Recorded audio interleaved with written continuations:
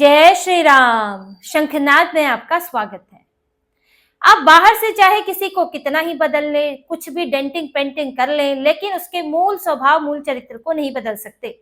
सांप है तो डंक मारेगा ही, चोर है तो हेरा फेरी करेगा ही, और अगर धोखेबाज है तो कहीं ना कहीं दगा देगा ही। कांग्रेस में यही हाल हो गया है, और कांग्रेस के अंदर अगर जाकर देखें तो गांधी परिवार का यही हाल हो गया है कि अपने फायदे के लिए देश का नुकसान करेंगे, देश विरोध करेंगे तो करेंगे ही, चाहे सत्ता में हो चाहे सत्ता से बाहर हो। सत्ता में रहते हुए भी राहुल गांधी को पीएम बनाने के लिए, सोनिया गांधी ने कब्जा बनाए रखने के लिए क्या क्या देश का नुकसान नहीं किया, कहां कहां समझौते नहीं किए। एक कठपुतली प्रधानमंत्री हमें लाकर दे दिया, पाकिस्तान तक से हाथ मिला लिया। तो अब जब ये सत्ता से बाहर हुए हैं तो आप 2004 से लेकर 2026 तक राहुल गांधी की कितनी भी डेंटिंग पेंटिंग कर लो, कितनी भी रिलॉन्चिंग कर लो, करना तो उन्होंने देश विरोध है ही, और ऊपर से हार की फ्रस्ट्रेशन में, उस कुंठा में इनका देश विरोध बढ़ता जा रहा है। जो हुआ है एआई समिट के अंदर, एआई समिट जो बीजेपी का प्रोग्राम नहीं था, जो भारत का कार्यक्रम था, उस एआई समिट में कांग्रेस के अधनंगे कार्यकर्ता घुसाए और वहां पर इन्होंने विरोध प्रदर्शन किया पीएम मोदी के खिलाफ। कॉम्प्रोमाइज पीएम, एप्स्टाइन फाइल, तरह तरह की बात, अमेरिका के साथ जो डील हुई है, ट्रेड डील हुई है, उसका विरोध करने के लिए 8-10 कांग्रेस के ये गुंडे घुसाए, जिन्होंने अपनी टी शर्ट उतार दी, अर्धनग्न हो गए, और इन्होंने पूरी प्लानिंग के साथ उस एआई समिट को खराब करने की कोशिश की। और हाल देखिए, चोरी और सीना चोरी दावे के साथ कांग्रेस, यूथ कांग्रेस सब कह रहे हैं हाँ हाँ बढ़िया किया, ये हमने किया है, हम अपनी आवाज उठाना चाहते थे, आवाज उठाना चाहते थे कि देश को बदनाम करना चाहते थे। इन लोग के 20 तारीख को शुक्रवार के दिन इनकी पार्टी ने जो किया वो बिल्कुल शर्मनाक है, घटिया है, और इनकी हालत दिखाता है कि कांग्रेस का अब कोई नैतिकता, कोई अच्छे विचार इनकी पार्टी के अंदर बचे नहीं है, कोई स्तर नहीं बचा है, बिल्कुल स्तर विहीन हो चुके हैं। जैसे कि कोई व्यक्ति होता है जो हार के लिए, हार जीतने के लिए कुछ भी करने को तैयार होता है, इनका हाल वही हो गया है। लेकिन इनके कार्यकर्ताओं पर, जो इनके गुंडे वहां पहुंचे थे, उनकी अच्छे से पुलिस ने आवभगत भी की है। ये लोग सोच रहे थे कि वहां पर भेजेंगे, हंगामा होगा, फिर हिरासत में लेके छोड़ दिए जाएंगे, कुछ नहीं होगा, हम तो वकील लगवा देंगे। लेकिन इनके गुंडे एक तो पकड़े गए हैं, जो मुख्य थे, बाकी भी पकड़ने हैं, लेकिन जो मुख्य थे उनको अभी हिरासत में लेकर गिरफ्तार किया गया है, जिसमें एक नरसिम्हा यादव नाम जो है बड़ा चर्चा में है, क्योंकि राहुल गांधी के साथ उसकी फोटो देखी गई भारत जोड़ो यात्रा के दौरान। वो यूथ कांग्रेस का नेशनल कोऑर्डिनेटर है, राष्ट्रीय संयोजक है। यूथ कांग्रेस को राष्ट्रीय स्तर पर इनकी जितनी विंग है उनके बीच में संयोजन का काम है, राहुल गांधी का करीबी है, भारत जोड़ो यात्रा की फोटो है। और इसके साथ एक बड़ी कॉन्स्पिरेसी भी सामने आ रही है कि ये जो पूरी प्लानिंग है ये ऐसे ही नहीं की गई, अचानक से नहीं हुआ है कि मन किया और यूथ कांग्रेस के गुंडे पहुंच गए वहां पर यात्रा करने, ये प्रोटेस्ट करने के लिए।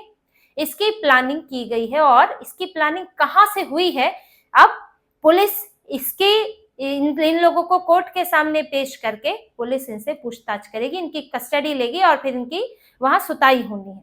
कस्टडी मिलेगी तो सुताई होगी ही।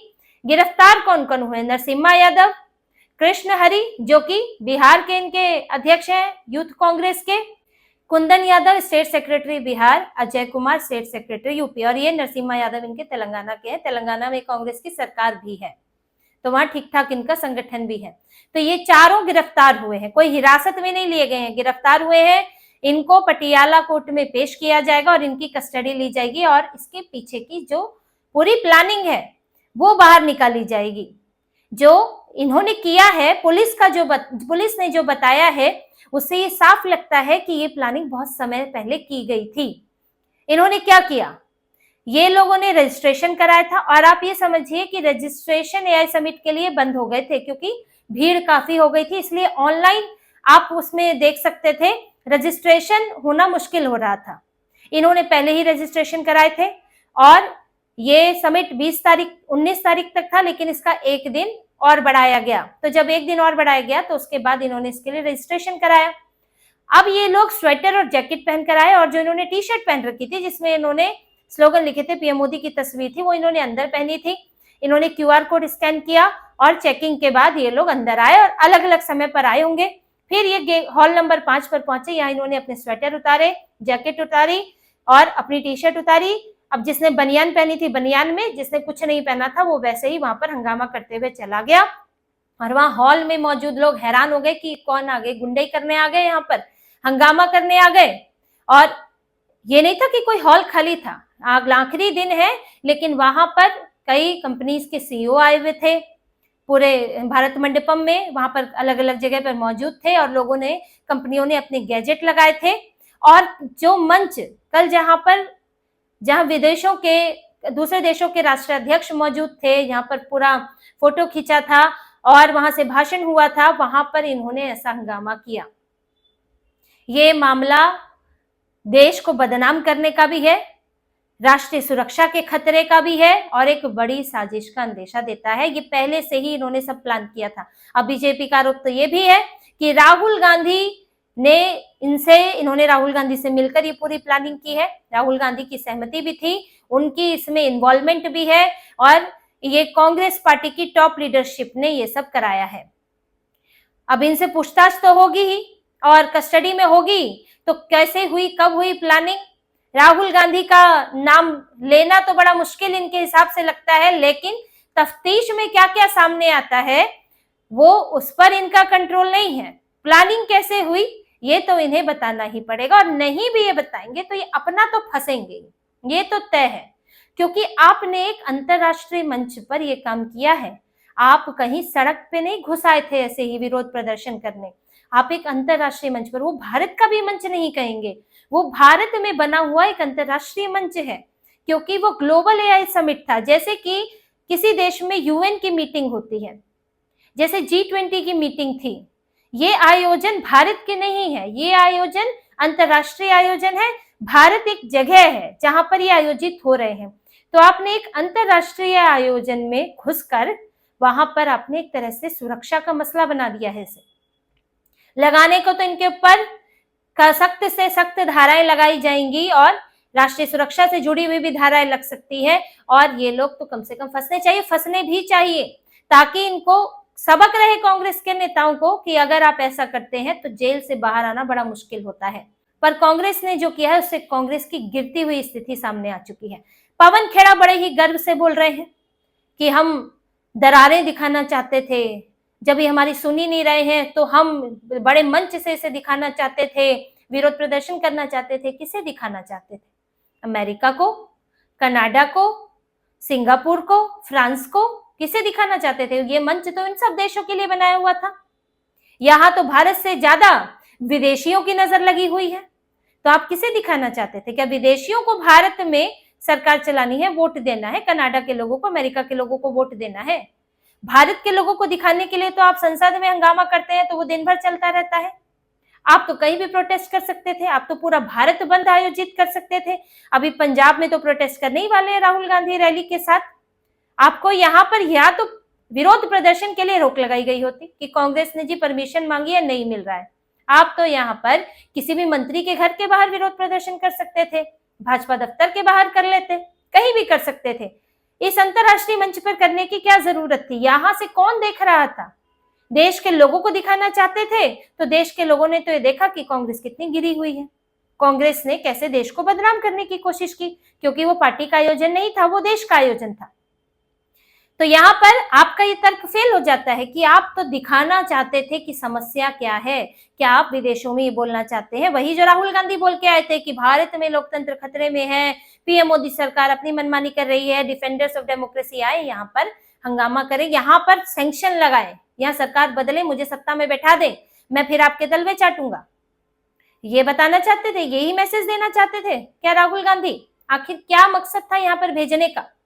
ये जो प्रोटेस्ट है एक और बात बताता है कि कैसे कांग्रेस के अंदर तक ये कम्युनिस्ट घुस चुके हैं। ये लेफ्ट वालों की जो सलाह राहुल गांधी जिस पर चल रहे हैं उसी का नतीजा है। आपको ये प्रोटेस्ट से आपको कुछ इससे समानताएं मिलेंगी कुछ और प्रोटेस्ट में। जैसे कि विदेशों में आपने कई बार देखा होगा कि जो भी ग्लोबल समिट होते हैं, बड़े अंतर्राष्ट्रीय समिट होते हैं, इनके बाहर अक्सर प्रोटेस्टर्स पहुंच जाते हैं। किसके लिए? गजा के लिए प्रोटेस्ट करने, जलवायु परिवर्तन के लिए करने, यूएन का कोई अगर समिट हो रहा होता है, सम्मेलन हो रहा होता है, यूनेस्को का हो रहा होता है, या जलवायु परिवर्तन पर कोई सम्मेलन हो रहा होता है, क्योंकि वहां पर कई देशों के राष्ट्रीय अध्यक्ष वहां पर शामिल होते हैं, साथ ही वहां पर पूरी दुनिया के मीडिया की नजर होती है। तो वहां पर आपने देखा होगा कि कई बार गजा वाले पहुंच जाते हैं कि गजा के लिए प्रोटेस्ट करने के लिए इसराइल के खिलाफ बैनर लेकर पहुंच जाते हैं, या फिर वहां पर पहुंच जाते हैं जलवायु परिवर्तन पर, या कोई तो ट्रंप के खिलाफ ही पहुंच जाएगा, या अमेरिका के किसी और के खिलाफ पहुंच जाएगा, या किसी और देश के खिलाफ। तो वो ऐसे मुद्दों पर पहुंचते हैं जिस पर वो पूरे विश्व की नजर दिलवाना चाहते हों। यही सेम यहां पर दिख रहा है कि कांग्रेस एआई समिट के दौरान विरोध प्रदर्शन करके यही तरीका अपना रही है। और ये कम से कम अंदर तो नहीं घुसते हैं, वो बाहर ही रहते हैं, एक दायरा होता है उसके बाहर रहते हैं, अंदर आने की कोशिश करते हैं तो रोका जाता है। कम से कम वो ऐसे छुप छुपा कर नहीं आते हैं। कांग्रेसियों में इतनी हिम्मत नहीं थी कि वो ढंग से, आपको हिम्मत थी तो डायरेक्ट घुसने की कोशिश करके मार पिटाई, थोड़ा सा पिटाई खा लेते पुलिस से। आप तो यहाँ छुप छुपा कर अंदर आए। इन्होंने तो ना बाहर प्रोटेस्ट किया, बाहर प्रोटेस्ट करते तो डंडे खाते। वो अंदर की जगह ऐसी थी जहां पर ज्यादा उत्पात नहीं मचने देना था, तो इन्हें लगा कि वहां करेंगे फिर हमें पुलिस ले जाएगी, जो होगा तो फिर वो अंदर थाने में होगा, बात की बात है। तो ये पूरा वही पैटर्न है कि ये ग्लोबल समिट हो, उसमें हम बात करें। लेकिन देखिए उन समिट में क्या होता है, उनमें होते हैं ग्लोबल मुद्दे, या ऐसा मुद्दा जिस पर कई जगह बोला जा रहा है। अब ऐसे गजा कोई ग्लोबल मुद्दा नहीं है, वो इसराइल और वहां की लड़ाई है, वो अपना उनका मुद्दा है, लेकिन अब उसकी बात तो सब तरफ हो रही है। तो यूक्रेन है, रशिया का है, जो वो अब सब तरफ बात हो रही है, तो एक तरह से वहां पर वो समझ आता है कि यूएन का डायरेक्ट लेना देना नहीं है, लेकिन यूएन से कुछ और तरह की इनकी मांग है।